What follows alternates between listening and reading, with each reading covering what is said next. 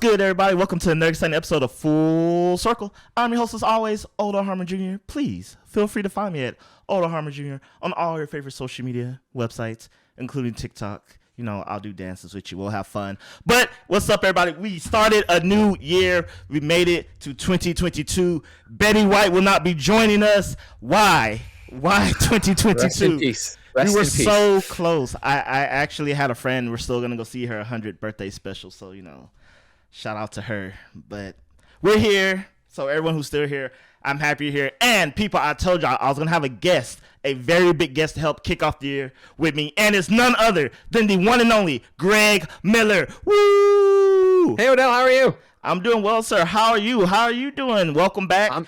I know you're on maternity leave, so welcome back. I was on paternity leave, sir. All right, Jen was on maternity leave. All right, we're all on parental. No, I don't care. It's been a crazy week here as I've gotten back into the swing of things. It's kind of funny. We're celebrating our 7th year, and then it's my first time picking and getting behind the microphone for real in 3 months. I did an occasional show here and there, but this time I'm back in it, right on it. I'm on Twitter all day long like everybody else. It's crazy. That's what's up. And Greg, just in case, because I don't like to assume anything in this world. Sure. In case someone doesn't know who you are you and what do you do? Oh, sure. Hey, my name's Greg Miller. For the past 15 years, I've been covering video games professionally. I did a little website called IGN, and then when it was clear that one was dead and folded up, I started my own thing called Kinda Funny, which has now been 7 years, which is ridiculous to say out loud. And we make daily podcasts and YouTube videos about both video games and Marvel movies, and you name it. We just talk a lot, but I'm known for talking about video games, specifically PlayStation, and I have had the pleasure and honor of working with Odell many a times. He's been on Kinda Funny Games Daily. He's a great co-host, and I'm excited to be on his show for a change. You flattered me, sir, but welcome to the show, starting the year off strong. And Greg, we got a show planned for the people of the world today. We're going to be talking about Nintendo 2022, specifically our predictions of what they will not do, will not give us, will not provide. I would like to say the things we expect, but I'm just going to be real. Nintendo, I love you, but dear God, why do you hurt me so? But before that, we're going to be talking about Xbox. You know, they used to be the bastard stepchild of gaming, and now, like, they can do no wrong. I mean, I don't know where to go from there. We're going to talk about Game Pass. You know, spoiler alert, people. We're going to be talking about that because apparently it's going to be headlines until the end of time. But before all that, we need to talk about something important, Greg. We need to talk about Wordle and NFTs, yes, but mostly Wordle. Because I don't know what Wordle is. It's like Scrabble. What? I know what it is, but I don't get it because, so you remember there was Scrabble and then Words with Friends, yes, and then all these things that's basically Scrabble that keep being popular and new, and I don't get it. I am old. Okay. Well, I think I'm older than you, and I'll tell you right now, you got to get on Wordle. Wordle's exactly what you're looking for. It's a little game. It makes you feel smart. Maybe it makes you feel dumb, but it gets you out there. And so the idea is that you have six chances, Odell, to guess a 5-letter word. And so when you put in the letters to guess, right, you can only put in real words for every one of these chances. You can't just put all A's, which you wouldn't do. But when you put in the letters and hit submit for your word, it'll then go through and gray out letters that are not in the word it's looking for. It will put letters that are in the word but in the wrong place yellow, and then it'll put letters that are in the word and in the right place green. So it's kind of like this detective game as you go through, and the idea obviously is to guess the word in as few guesses as possible.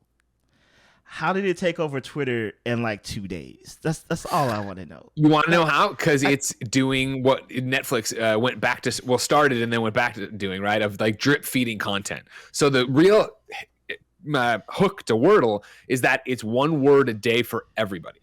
So you can't sit there and play 900 rounds of Wordle. You open up your browser, you play Wordle, and that's the only time you can play Wordle that day. And I have the same word, you have the same word, everyone has the same word.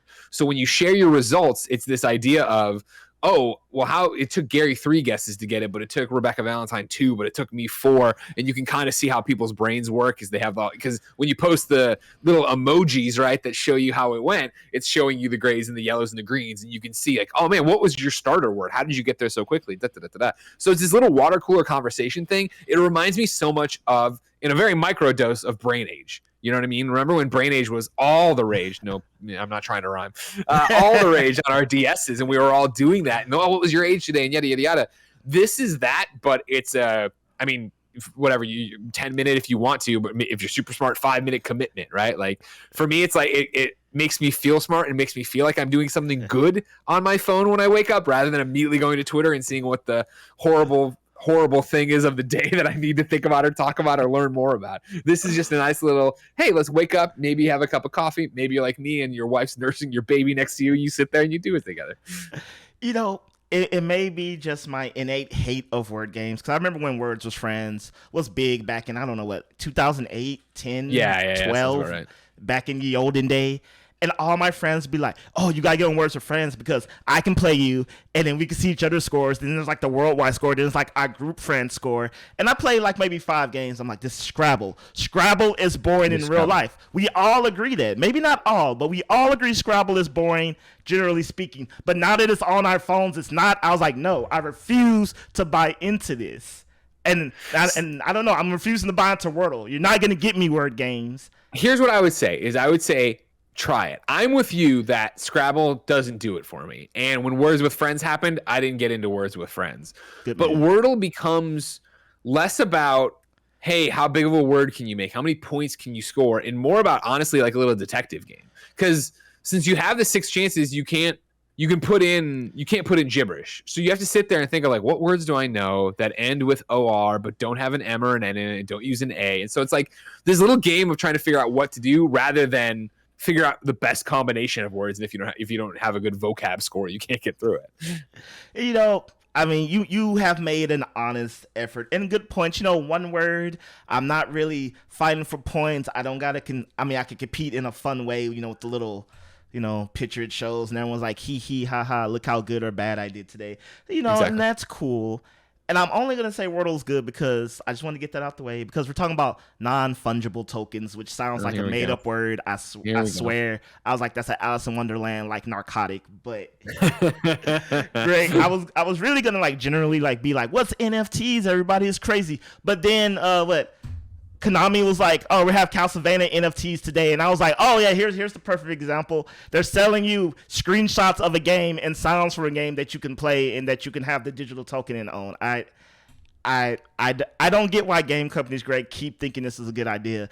Is anyone actually buying this? Because you see the articles and everyone's screaming like, this is stupid, ha ha ha, you know, funny memes, but they keep doing it.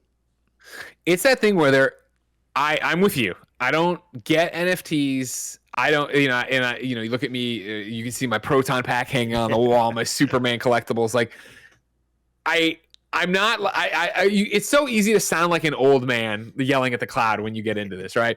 But it's this idea of just like, there is money in those hills. You know, you see those headlines of this, you know, Michael Jordan slamming on this guy, got X millions of dollars. It's like, clearly it's happening. And so there's something there. And so game companies just see it as, well, this is cutting edge. And so if we can get in and be the ones to make it work, great. But it's more the fact that, yeah, like if you get in and do it very lazy, does anybody care? Like for this Castlevania thing, I'm right there with you. Read about it on Games Daily today. And it's like, okay, like using the holy water on Dracula or whatever. Like that's, I guess. Yeah. Like, but it's just a little video clip. Like, does anybody care that much about it? How much could you really make off of that? Yeah. And I know that, you know, there's clearly a market.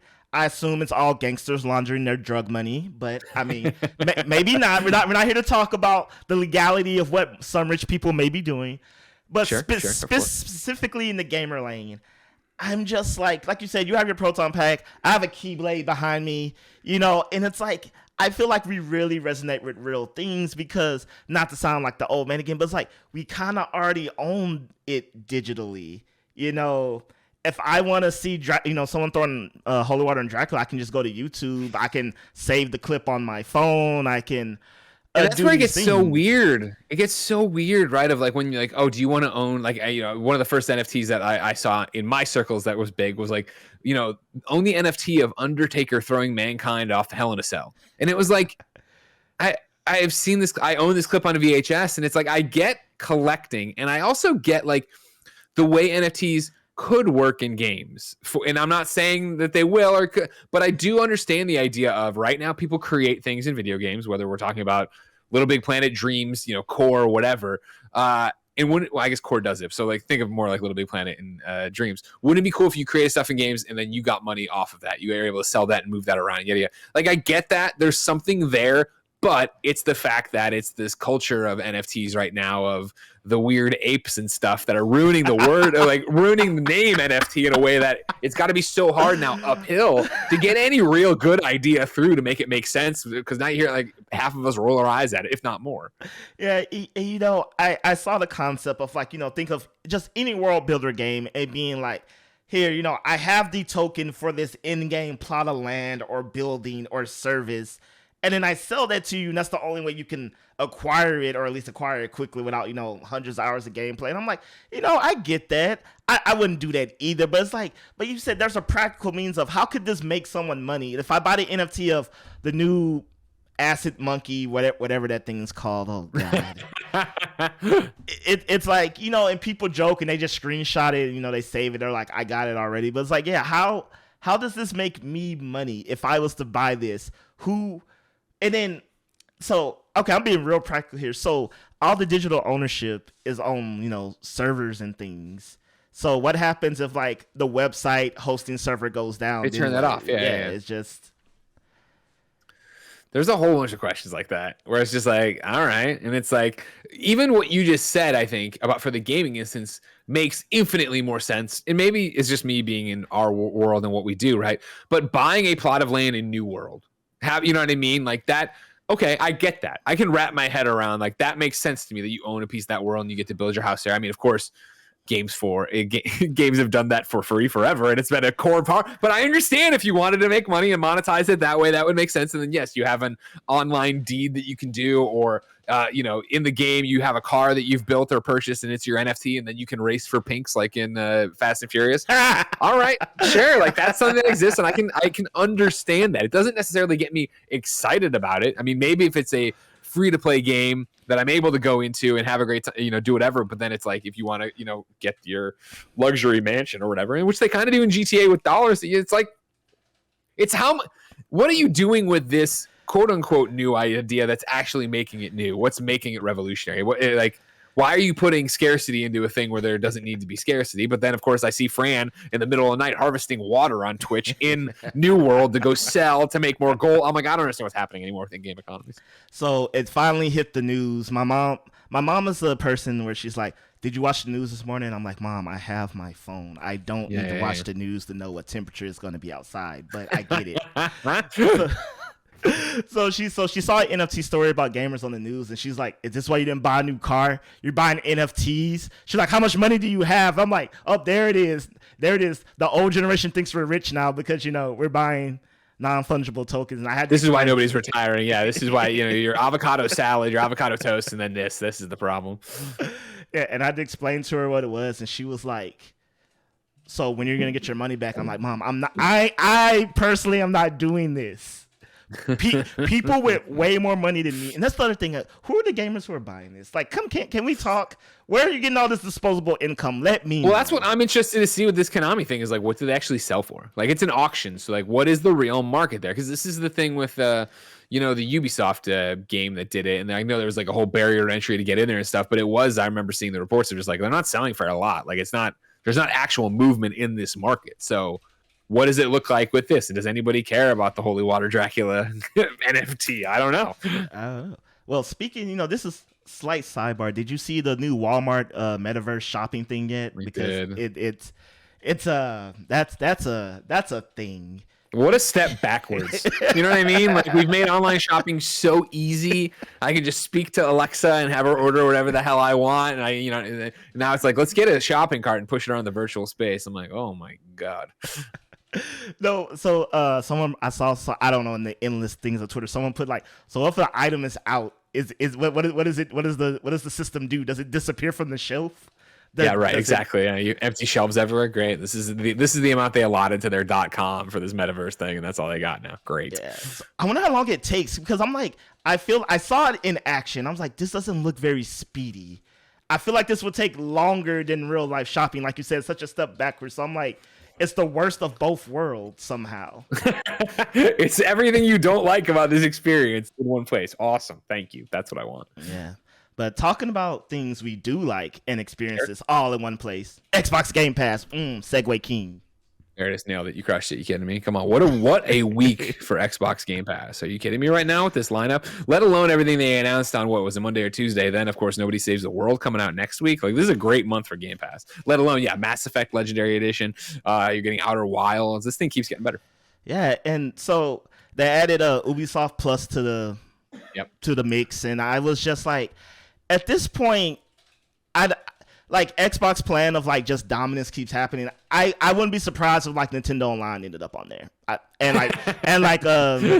PlayStation, just like everything. It's just like, Xbox, like, consoles don't exist anymore. There's only Xbox.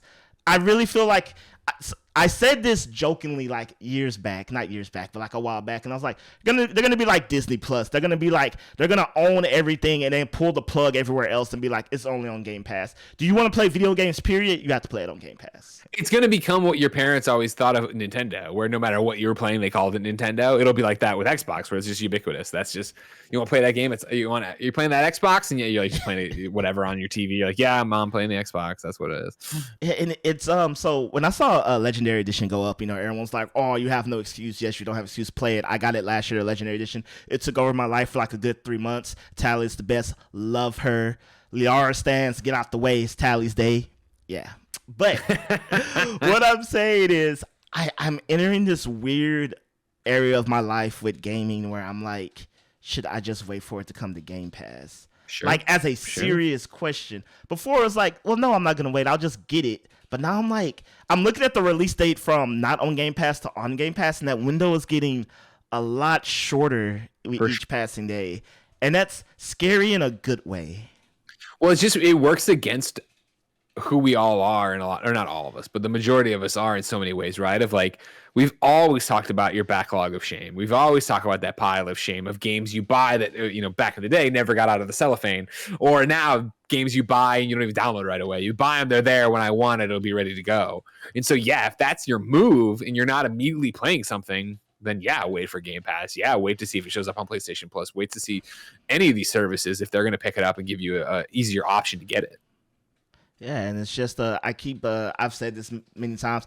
I don't have a Series X. I plan on getting one soon, but it's like I just bought a new SSD for my computer, so it's like, why not keep using it? Yeah, exactly. Yeah, like I it's weird because I want to have a console. I like the ability to play them, on my big TV or wherever I go. But now I'm just like I'm finding it harder with each passing day watching this Series X. Like, I found one over Christmas, and I was just like, I could, spend that money on something else.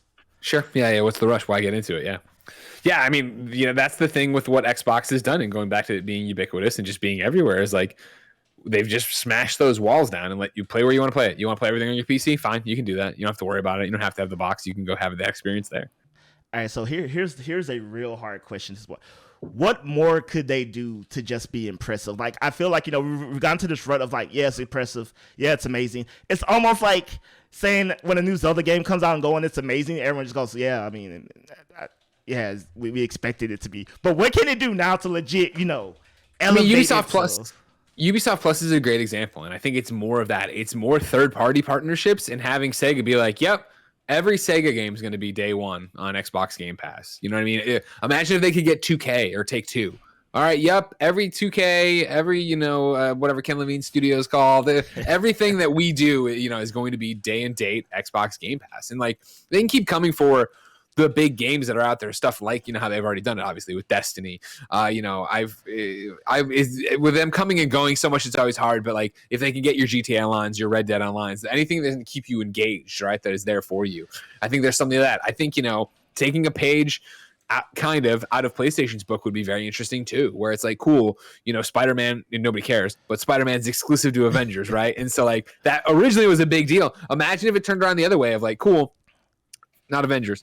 Cool, this game that's popular everywhere, Fortnite, is on Xbox Game Pass, which doesn't work, but for this argument, stick with me. And if you play it through Xbox Game Pass, you get X skin, you get this thing that's exclusive. You get this, in different games, levels or characters or maps. And a lot of people obviously would have a problem with that, like they do and should with Spider-Man being exclusive over on Avengers. But it would be this idea of like, cool, that's what you need to start doing. That's what you need to start driving. And that's what, Xbox has been doing. Like, it was a gamble putting all their first party games on there. But the idea is you see Forza win IGN's game of the year. So you're like, well, I'll try it. I'll try a Xbox Game Pass for a month to do that. You do that, you play Forza, you like it or you don't like it, but then you start looking at Game Pass. You look at that library, and then you see these announcements that have been happening this week and this month of stuff. You're like, oh my god, I never did play Outer Wilds, and I know that's great. I never played Mass Effect or this. I know Drinkbox from PlayStation. It's awesome that they have their game popping day and date here, and you get those people to stay around and stick around and play those games there. Yeah, most definitely. And Greg, I'm curious to see if you agree with me on this, because people have been hesitant to, but I think not acquisition is not the right word, but the inclusion of Ubisoft Plus on Game Pass, I feel like makes my crazy comment that I'm about to say more valid. I keep telling people I think the industry is headed towards a future where you're under the Nintendo umbrella, you're under the PlayStation Sony umbrella, or you're under the Microsoft Xbox umbrella. Like, there won't be a true like third party, not affiliated one of the big three company.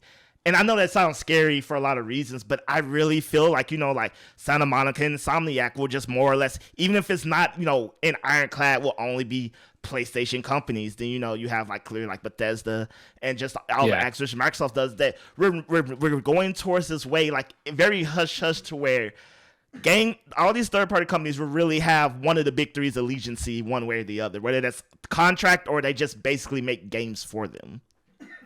Well, I mean, the lack of contract, but you make games for them has been something we've seen generation after generation, right? You can look back at those partnerships and see like stuff like that, where like look at Rockstar with GTA on PlayStation 1 and PlayStation 2 for the longest time. Yeah, you're going to see more deals like this, and especially if you see the third parties that are on Ubisoft's level or right behind them coming in and doing their own streaming services, making their own services. Because again, you're already, remember when everything started popping off with Netflix and in general being able to download movies, Amazon and stuff. And it was like, oh, cut the cord. You'll save so much money if you cut the cord on cable.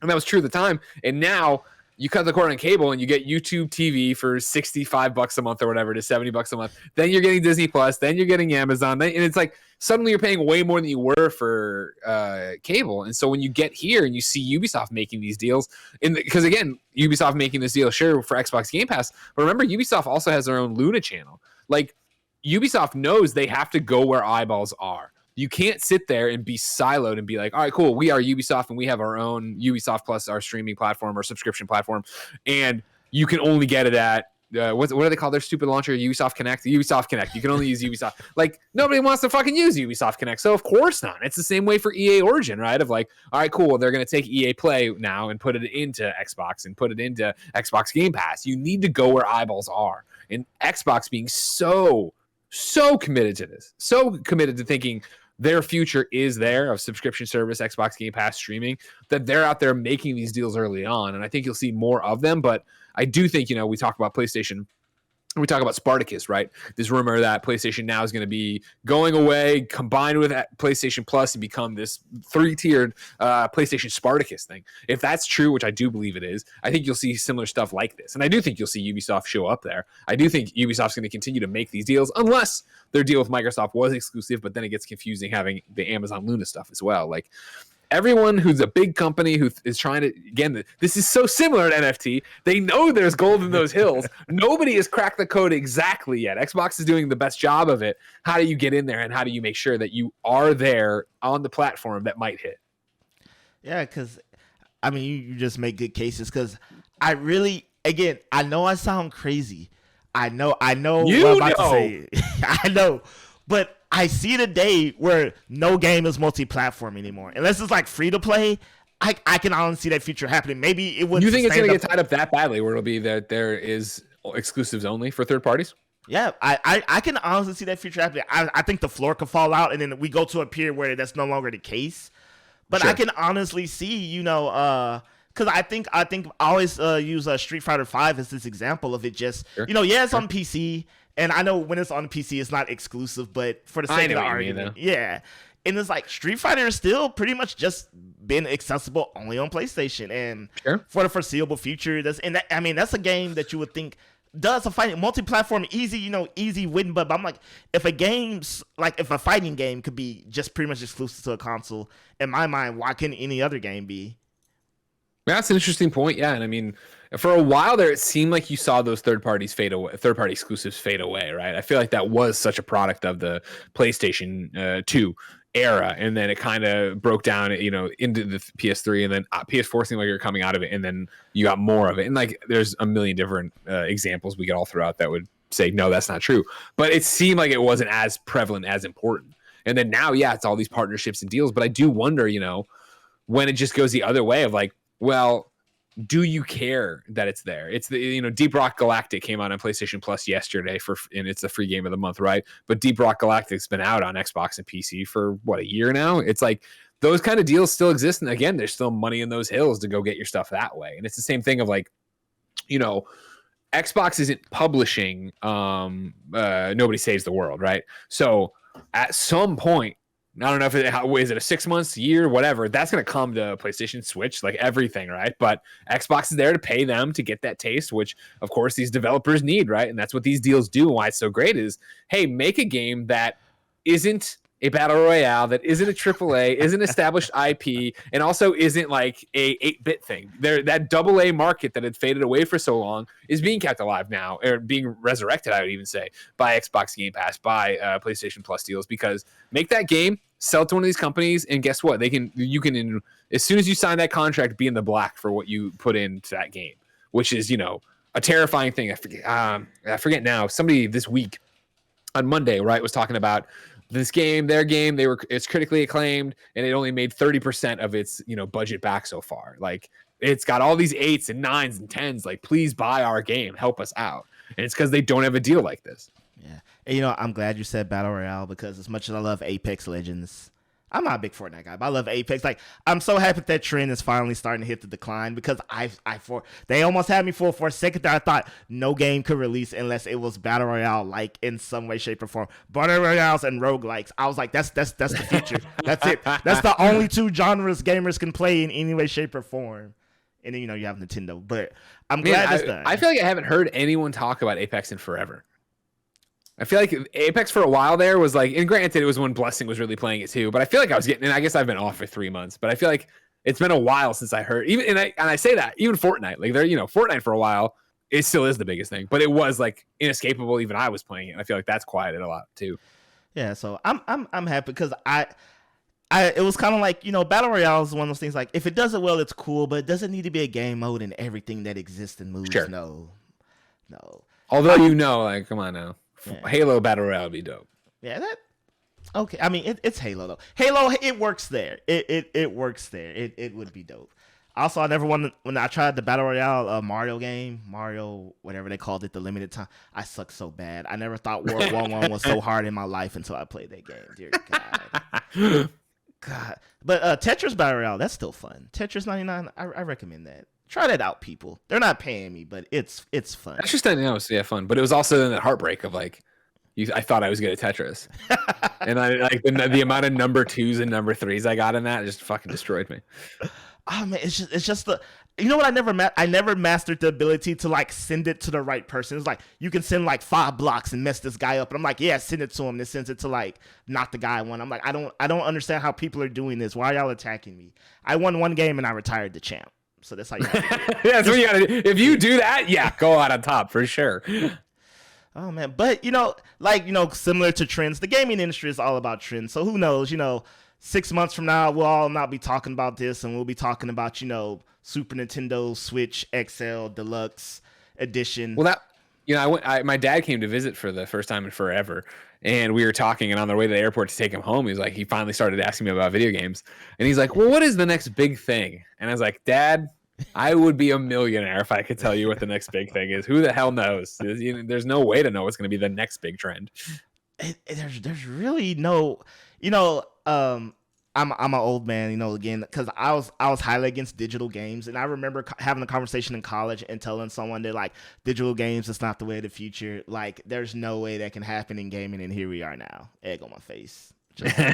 Come on, I told you. That's There's very few upsides to COVID, but the fact that as somebody who's been digital forever, I've seen so many people bend and break and become digital people. I'm like, yes, yes.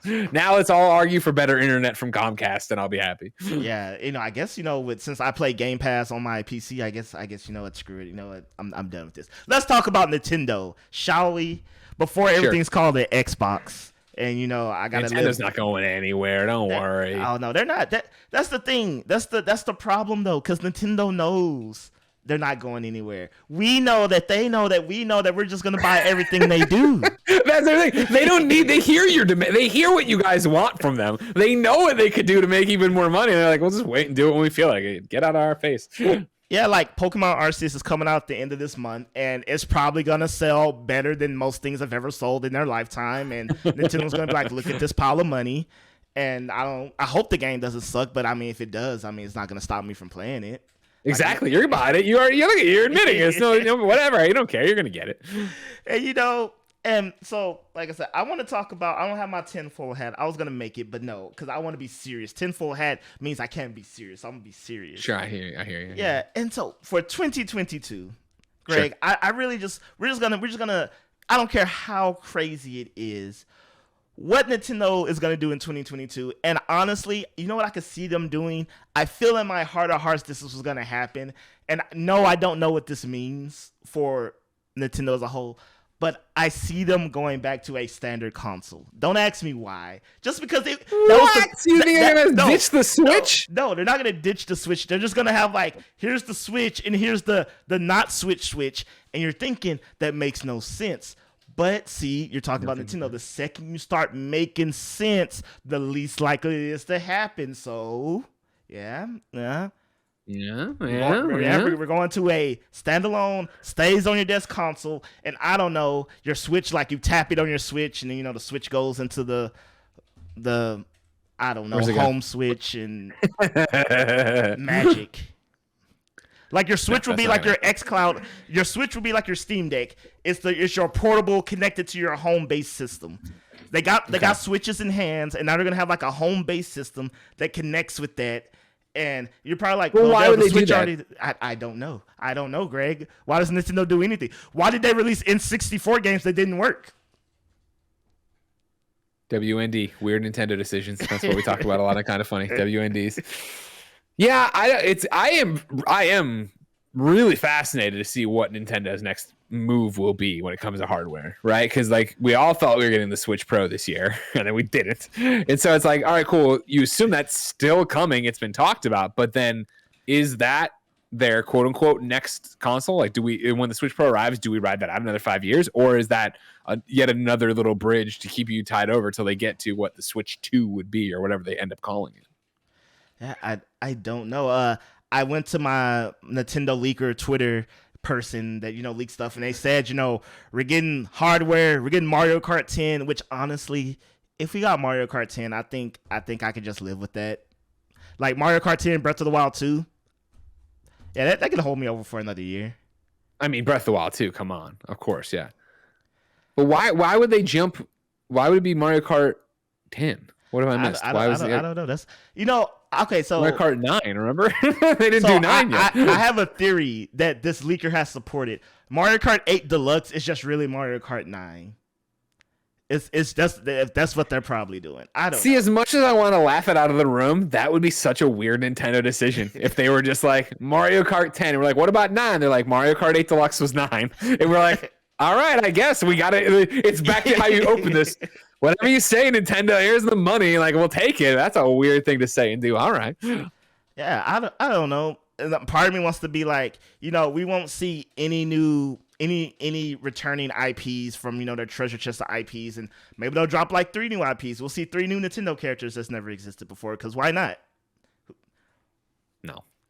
Greg, why are you raining on my parade? I'm here to rein you in, all right? You want to have these crazy predictions and get your heart broken. What new Nintendo characters? What we'd be talking like? What's the last new ones? ARMS, Splatoon. I think ARMS was after Splatoon. Yeah. I'm sorry. I was going backwards in timeline. Oh, okay. Yeah, I guess. But you know that you're way more Nintendo than me, so I'm reaching in terms of even of who would be news since then that they put on Yeah, the map. And you I got a mean, Mario movie coming out. You again, nobody knew. all right, I mean, maybe you know more than me, Greg, because I'm thinking, okay, we know Breath of the Wild 2's coming out. We know we're getting that. Do you think Breath of the Wild 2 makes it this year? No, just Okay, no. just making sure. Just no. But I say that to say, what happens in 2022 for Nintendo? Like what's on? We get Advance Wars. I'm getting my Advance Wars remasters or reboots or what you know what I mean, remakes. I'm excited about that. Yeah, you know, Project Triangle, right? Yeah. Project Triangle Strategy, or is it? It's just Triangle Strategy. I think it's just Triangle Strategy. Okay. Yeah. I call it Can't wait. Octopath 8 Traveler 3. You would think they would have tried to stick with that a bit more, but the art style looks the same and dope as hell. And okay, it's gonna be tactics. I'm down. Let's go. Okay, so we got Advance Wars remake. We got Triangle Strategy. We got possibly Splatoon 3. I believe. I'm not. Don't quote me on that. I refuse to believe Splatoon 3 comes out on the current hardware, but whoever, I mean, we may see Bayonetta 3, but honestly, I feel like, okay, I can look at Xbox, I can look at Sony, I can be like, okay, these are things that might happen this year to expect, but Nintendo's just a giant question mark block at this point. See what I did there? I'm proud of myself. I see. That's Nintendo. Yeah, I see it. Yeah. And I'm just like, what? I mean, that's good in a way because we end up with situations like Metroid Dread where it's like, bro, what are y'all doing? It was like, boom, here's a game, new Donkey Kong game. And we're all like, whoa, we go crazy. But, I mean, okay, so I'm going to get Pokemon Arceus. We may get a new Pokemon title this year. People are saying that, they'll announce it. We'll get it in November. But, I'm a Pokemon guy. I love it. But still, I'm just like, that's still not enough. What? There has to be something, right? 2021, we thought we were getting the world from Nintendo, and we more or less got Metroid Dread, which was great, but I don't know. I feel like there has to be is this the Wizard of Oz? Are we just seeing a giant head and it's just a man behind the curtain and there was nothing there to begin with? Is that what we're walking into? I think so. I mean, but that's how it's always been, right? Like I feel like Nintendo always hypes you up, but I think they give you enough in certain respects. Right now, I feel like you could get another. I guess we just got Mario Golf. I was gonna say, I feel like when did we get tennis? That was a while ago, actually. I guess because soccer's got to be coming again. People, yeah, exactly. People have been crying out for more Mario sports games. Those got to be coming. Whatever the sequel is to the last Mario Switch game, whose name Odyssey, whatever, you know what I mean? Like I remember that being rumored so heavily. Like there's a lot they could announce and show. What actually comes out this year, I don't know. But I think they'll do their normal thing, right? They'll get to E3 this year, or virtual E3 that they just announced, and say what's going to happen. Oh, which would be, I don't know. What's your Nintendo wish, Greg? You're being too real. I need my you wish. Yes, your Nintendo. So you want to know if I'm allowed to cast off the shackles of reality? Yes. My Nintendo wish is the same wish it's been for decades, it feels like at this point. But move heaven, move earth, and on Nintendo Switch Online, put out the N64 wrestling games.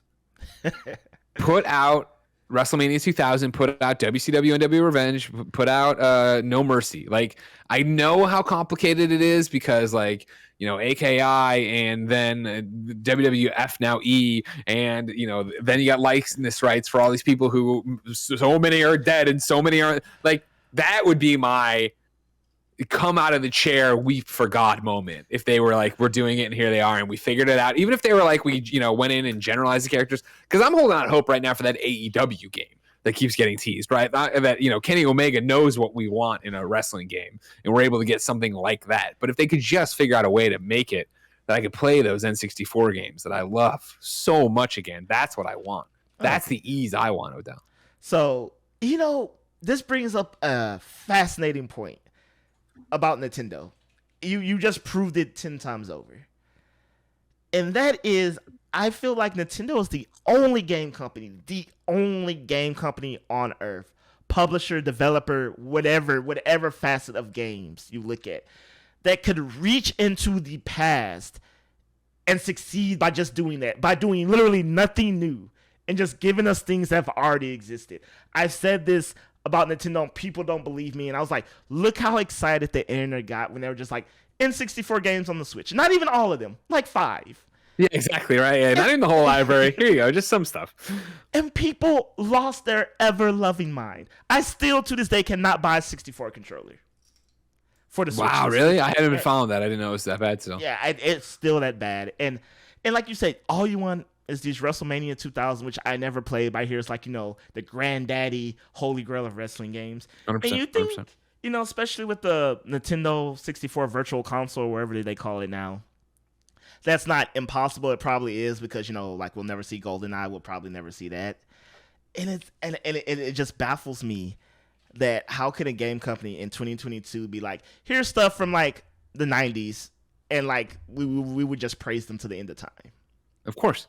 And that's all they need to do to win. That's all they need to do is just double down on that nostalgia. And I mean, I don't mean to take away from them. Obviously, Animal Crossing, for the Pokemon fans like you, there's been some good ones, right? I mean, like in Zelda Breath of the Wild to begin with, let alone to Odyssey, like the Switch has been great. The Switch has been a great time, but it is always that we want more. And it's, again, after, especially coming off of a Wii U, right? Like Nintendo's giving us stuff and we're like, great, you're finally giving us stuff. And we want more, but we're excited to have anything. When does the bottom fall out for Nintendo? Never. Do we? Dude, I never. Like I mean, I thought for sure when the Wii U was happening, I was like, this is it, man. This is it. Like Nintendo will put out one more console, and it will be something that doesn't do it, and they will have to start putting their games everywhere. And then the Switch just fucking crushed it on all fronts and made a believer out of me and everything. And it was just amazing. It changed everything. It's just like, so it's this thing where they keep getting this war chest of money where they just don't need to do crazy stuff. And crazy stuff being, all right, cool, we'll put Mario on Xbox. You know what I mean? We'll do this, that, or the other. They just haven't been put in that situation. And so as long as they have the money in the coffers, there's no reason to. There's a slight argument, I guess, that as we continue to get older, like, will there always I legitimately have no idea, right? My child's 3 months old on Saturday, but like, do kids today love Mario? Like, do they love Pokemon? And they love Pokemon. That's stupid. But I mean, do they love it in the same way we love these things, where they're going to have nostalgia in 10, 20 years to buy the same stuff over and over again, like we do? Like, because that's where they're doing it, right? It is that idea of like, if they remake Ocarina of Time or Majora's Mask or whatever, like I'm fucking there day one, and that's, you know what I mean? Like, here's my money, let's go. Or when they make a new 3D Mario, I'm like, of course, blah blah blah. But like, there are kids who are growing up on Fortnite. Do they care the same way about that? Like, what's that going to net out like? Yeah, it's just I mean, this okay. So all right, I'm gonna preface this, people. This is just pure opinion, no journalism integrity, no research data. Just finally how I feel. I really feel, kids today treat gaming very like they treat gaming how gaming was supposedly treated in the 80s as a fad, because like I see games now, and so for example, my friend, they have children, they're doing that thing, and their children are middle school, high school age, and for her son, he wanted a PS5, but they're extremely hard to get, yada yada, so he hasn't got one yet. But for Christmas and stuff, he wanted PS5 games. And I was like, but I told her you could buy these games on the PS4. He has one, he can play them. And he was like, no, he wants them on the PS5. That's the new thing. And believe it or not, Greg, I've met other people who have bought their kids PS5 games with no PS5.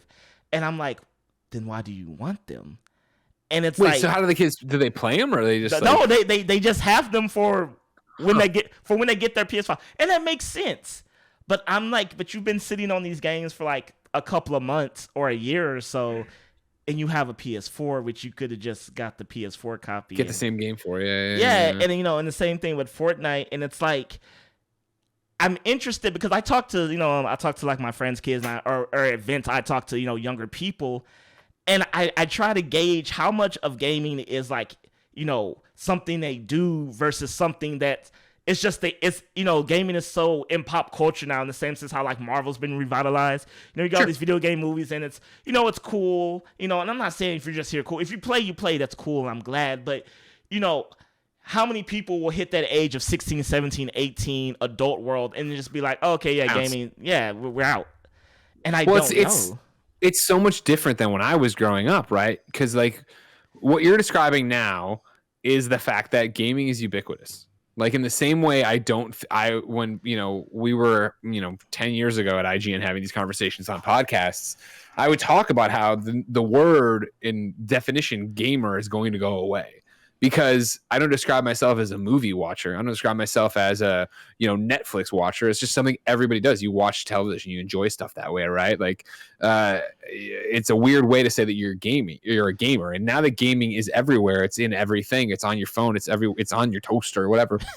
Like, I feel like the way me specifically, I can only speak to my own experience, grew up being like, gaming is what defines me. It is what I want to do. And that was unique. Like my friends, maybe played games, but they didn't love games. They didn't read EGM. They didn't read Game Pro. They weren't like, going and lining up with their parents to get systems or do whatever. Like that made me unique, that I was the gamer of the group. And now that everyone games in some way, shape, or form, it is more of a passing thing. In the same way, like I used to talk about, like, when GTA was in the crosshairs, and people on congressional inquiry committees are talking about, like, well, yeah, and did you know you can kill a hooker in this game and take the money? And there'd be gasps and they clutch their pearls. It was like, well, yeah, they're doing that because they're old and they didn't grow up with it, and their experience to game, their reference point for gaming is their daughter sitting there cross-legged playing Mario, and then she grew out of that because they were playing at a friend's house and she went into another thing, and so they only can think of games as something an 8-year-old plays. So to hear that in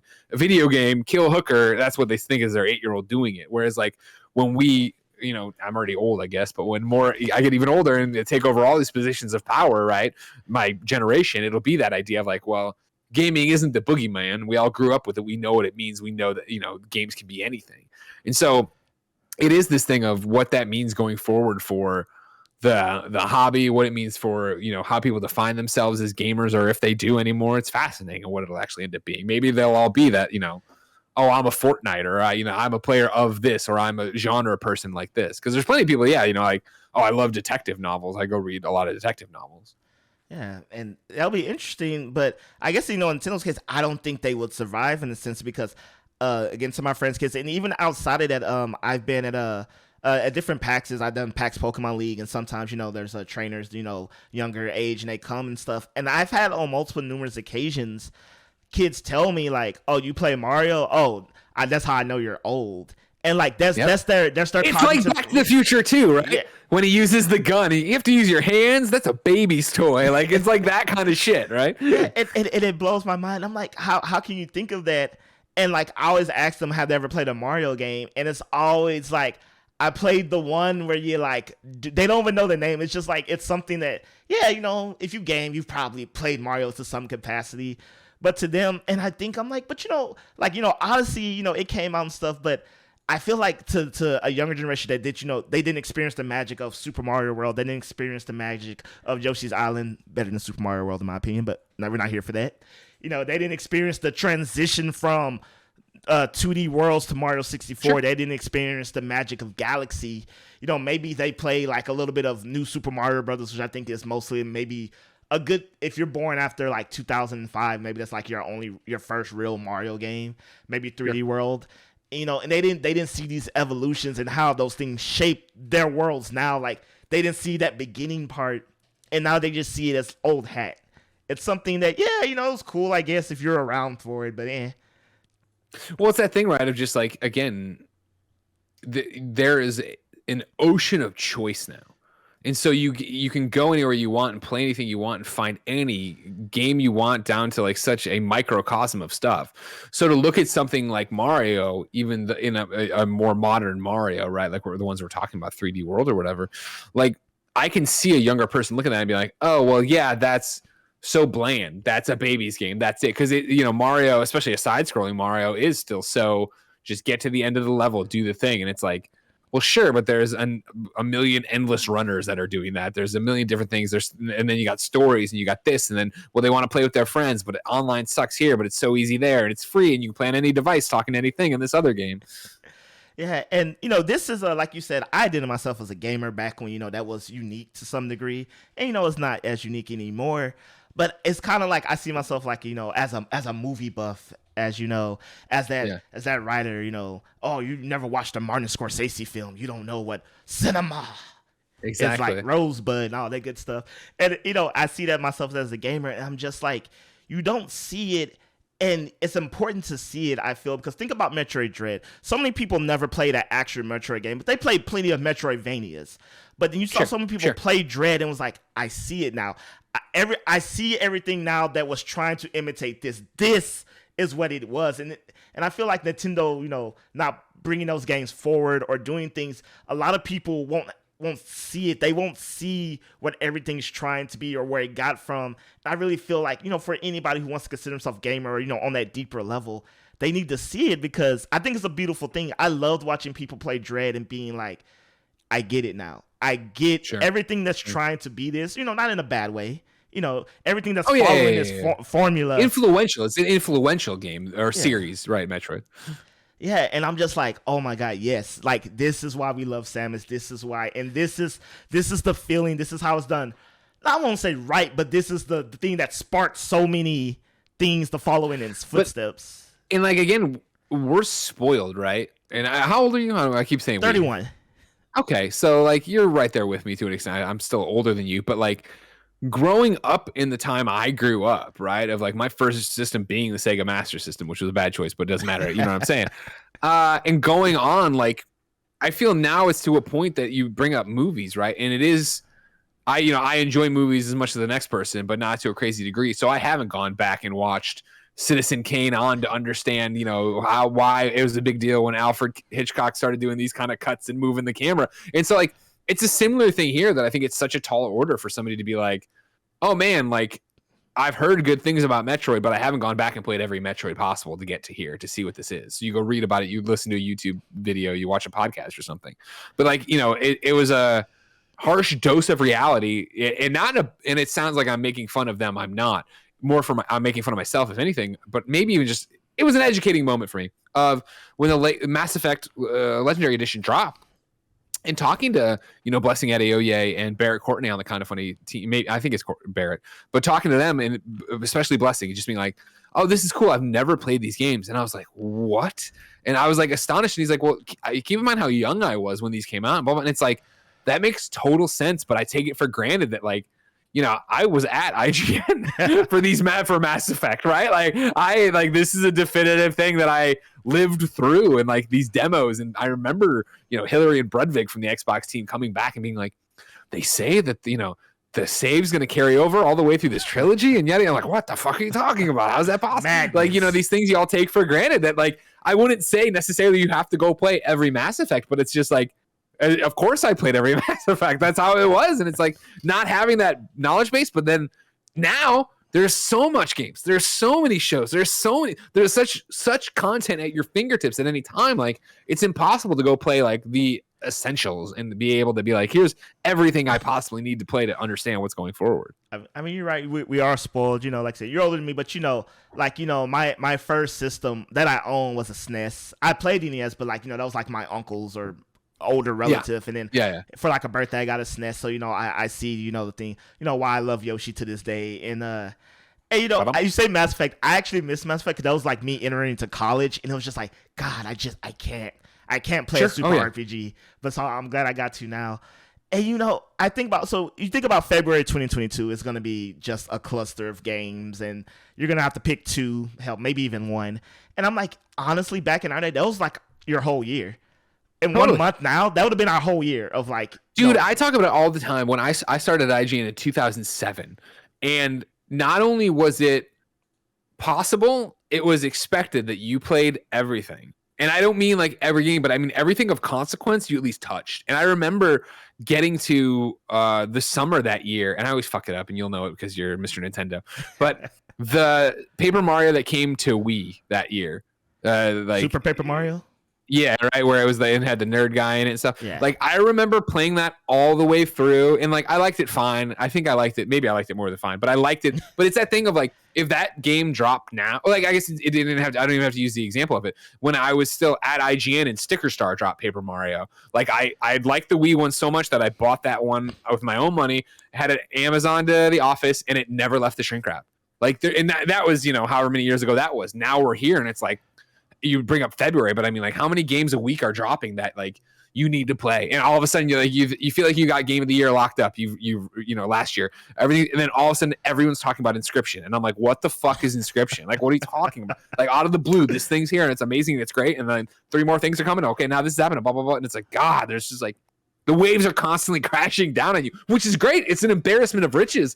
But coming from working at IGN when we reviewed everything, when it would be, I would play a little bit of everything. Now it's so crazy to sit down and be like, Blessing or Andy or Janet or Tim, like just talking about games. I'm like, I don't even know what this is, and I'm never gonna touch it.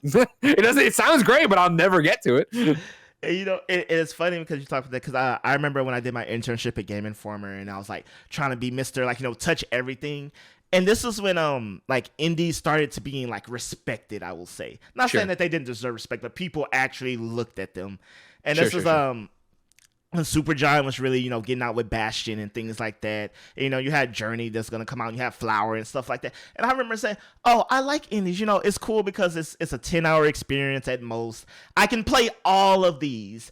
And, you know, so that way, like, I'll have, like, my big AAAs and then play all the indies, and I'll still be able to talk about anything. And now it's like, play all the indies? Right. Oh, fuck out of here. Impossible. Yeah, and it's just like, and you know, it's so weird because you hear these things, and it's kind of like you have to critique it based off the people you trust. It's like, I remember Chicory came out, and I was like, I'm just not going to play that. It doesn't seem like a game for me. It sounds, it's what it does, it sounds amazing, and, you know, I'm like, I'm getting it from people, and I don't think this is a bad game, but I can't devote X amount of hours to this because I gotta devote X amount of hours to this. And it feels weird because, you know, I never believed we would ever get to this level. Like back when we were a game, if you told me so many games would come out, I would be like, the only barrier would be money. Now it's not even a matter of money. It's like, oh yeah, no, it's time, man. Time. And it's just so, and it's so weird because, you know, even people talk about like, oh, you know, you try to do gaming and stuff. And it's like, bro, I think people don't understand, you know, for us, it's like gaming for fun and then gaming to like get through something to have knowledge on it are so two different experiences. Sure. Yeah, it's a job and it's a fun job, but there's plenty of times you're playing something you're like, oh, I can't tell you the amount of times that happens where it's like, I'm excited that night to go home and play whatever I've been playing, and then the review code for something else comes in, and I'm like, shit, I got to do this, and I want to do this, but I was really looking forward to playing the other thing. And so you play the new game, and you're like, all right, cool, but I really wanted to get back to what I was doing. Wait, oh my god, the light bulb just went off. Well, that's why Nintendo doesn't release things the way they want us to. They know time is so precious. We don't have enough time. Sure, that's it. Yeah, they're trying to do you a favor. They're trying to do you a favor. If you just play our stuff, you'll have plenty of time to play everything. Hey, I'm just saying. It's the thing. It's weird because it's like I feel like it's when you watch someone on a sports team that's like a super athlete, and you know they could like give 150% and like kill everyone, but they just don't, and it's just like yeah. Why don't you just Nintendo show me why you'll I don't swing I don't back know. Nintendo. Oh yeah, that's good. I like that, but yeah, I don't know, but that's what I'm gonna say now. That's you gave me light. They're doing it to save us. They're like, we're only gonna give you so many games. They're really thinking of you, Odell. They're really thinking of you, your time. They want you to go outside. This, you know, the Wii used to warn you all the time. You know, go outside. You've been playing a long time. Get out there. All right, real quick, just a yes or no question. Only because I scoffed at it at first, and now we keep seeing more of it. I'm like, can't scoff no more. Could the Steam Deck kill the Switch?